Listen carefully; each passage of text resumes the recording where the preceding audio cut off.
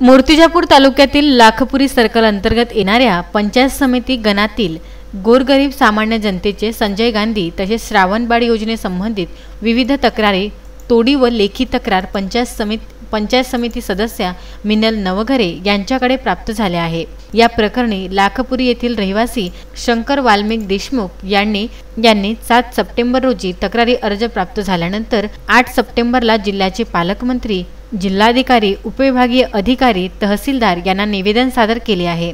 यामध्ये नमूद होते की योजनेतून वंचित असलेल्या अनेक लाभार्थी गेली 6 महिने, 1 वर्ष, 2 वर्ष होऊन श्रावणबाळ योजना, संजय गांधी योजनेच्या प्रकरणे तहसील कार्यालयातून मंजुरात मिळत नाही। या लाभार्थ्यांच्या फाईली धूळ खात पडून आहेत। याबाबत संबंधित विभागाच्या अधिकारी वर्गाशी वार्तालाप केला असता त्यांनी उडवाउडवीची उत्तरे दिली असल्याने पंचायत समिती सदस्य मिनल नवघरे यांनी तीव्र नाराजी व्यक्त केली असून येणाऱ्या 8 दिवसांच्या कालावधीत श्रावणबाळ तसेच संजय गांधी निराधार योजनेच्या अडगडीत असलेल्या गोरगरीब जनतेच्या फायलीचा त्वरित निपटारा न केल्यास तीव्र आंदोलनाचा पवित्रा हाती घेण्यात येईल असे यावेळी त्यांनी बोलताना सांगितले।